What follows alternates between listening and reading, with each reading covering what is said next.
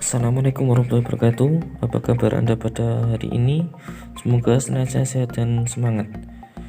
Pada kesempatan kali ini kita akan belajar bersama tentang susunan kalimat mubtada dan khobar. Baik, silakan dipersiapkan alat tulisnya dan simak materi ini baik-baik. Baik, yang pertama kita ke pengertian dari mubtada dan khobar. Jadi susunan mubtada dan khobar adalah susunan kalimat yang berupa jumlah ismiyah, yaitu susunan yang terdiri dari isim atau diawali dengan isim, di mana mubtada adalah kata yang diterangkan atau dijelaskan keadaannya, sedangkan khobar adalah kata yang menerangkan atau menjelaskan keadaan mubtada. Perhatikan contoh berikut ini.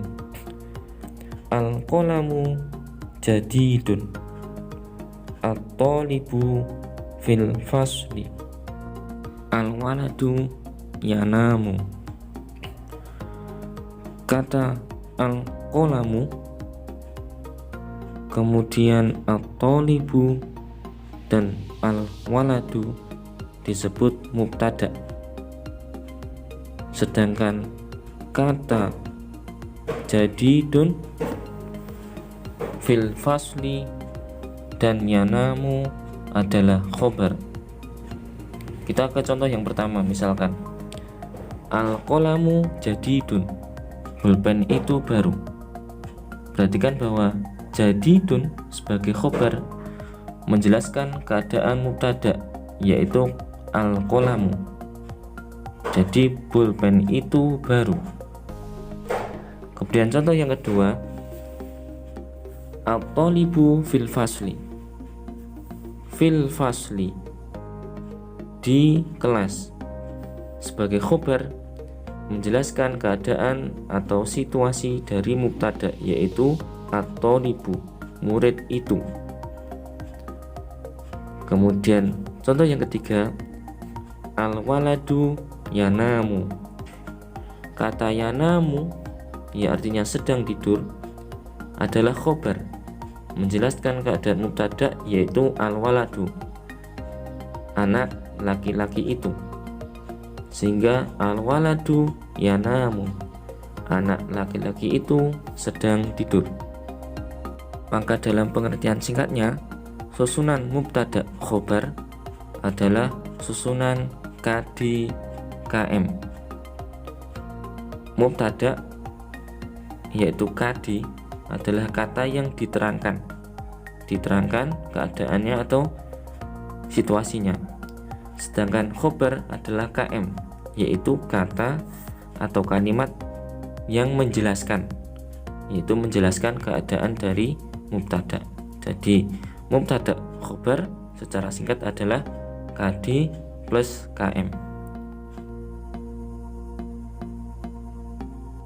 Adapun ketentuan untuk susunan mubtada dan khobar adalah, yang pertama, secara i'rab baik mubtada maupun khobar adalah selalu marfu'.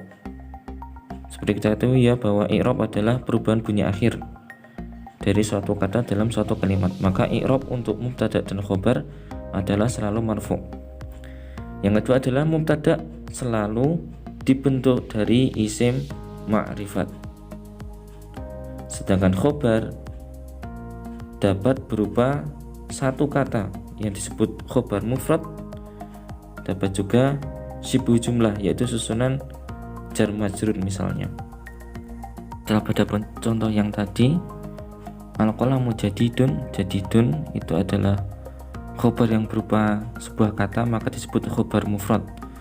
Kemudian misalkan at-talibu fil fasli, nah kata fil fasli di situ adalah syibu jumlah, yaitu susunan jar dan majrur. Baik, kita kembali ke ketentuan mubtada. Tadi saya sampaikan bahwa mubtada harus berupa isim yang ma'rifat atau diketahui dengan jelas.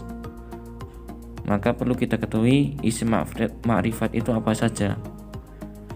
Isim ma'rifat adalah sebagai berikut.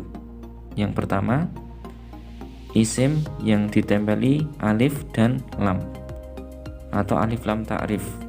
Contohnya al-qalamu, al-masjidu, at-talibu, al-mudarrisu, dan sebagainya, dimana di situ ada alif lam yang menunjukkan bahwa isim tersebut menjadi ma'rifat. Yang kedua adalah isim dhamir atau kata ganti. Huwa, huma, hum, hiya, huma, hunna, anta, antuma, antum, anti, antuma, antunna, ana, nahnu. Nah, itu adalah kata ganti yang termasuk isim ma'rifat. Kemudian yang ketiga adalah isim isyarah, yaitu kata tunjuk. Hada, hadhihi, tilka, dzalika. Itu termasuk kata tunjuk, atau huna dan hunaka. Itu juga termasuk isim ma'rifat. Berikutnya adalah isim mausul yang telah kita pelajari pada beberapa minggu yang lalu, yaitu alladzi, alladzani, alladzina, allati, allatani, allai, atau allati.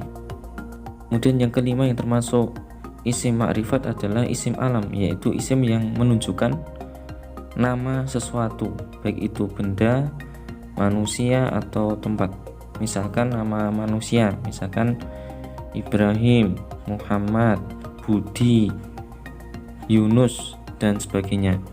Atau nama suatu tempat, misalkan Solo, Sragen, Karanganyar, Kalimantan, Sumatera, Jayapura, dan sebagainya. Itu termasuk isim alam yang termasuk sebagai isim yang ma'rifat. Kemudian yang terakhir yang termasuk isim ma'rifat adalah isim yang diidhofahkan, sebagaimana kita pelajari di bab idhofah beberapa minggu yang lalu. Misalkan sayyarotun, dia adalah isim yang masih nakirah, tapi ketika kita idhofahkan, misalkan sayyarotul muhandisi, mobil si insinyur, maka sayyarotul muhandisi, sayyarotu di situ menjadi isim yang ma'rifat karena diidhofahkan kepada al-muhandis. Demikianlah 6 isim yang termasuk isim ma'rifat sehingga menjadi syarat dibentuknya atau dijadikannya sebagai mubtada.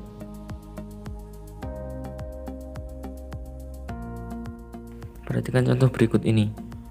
As-sayyaratu jamilatun, mobil itu bagus. Huwa mudarrisun, dia adalah seorang guru. Hadza akhi, ini adalah saudaraku. Alladzi yajtahidu najihun, ia bersungguh-sungguh akan berhasil. Budi tabibun huna, Budi adalah seorang dokter di sini. Baitu Zaidin qaribun, rumah Zaid dekat. Baik, demikianlah materi kita pada hari ini. Semoga dapat dipahami dan bermanfaat. Apabila ada salah kata saya mohon maaf, dan sampai jumpa di materi selanjutnya. Wassalamualaikum warahmatullahi wabarakatuh.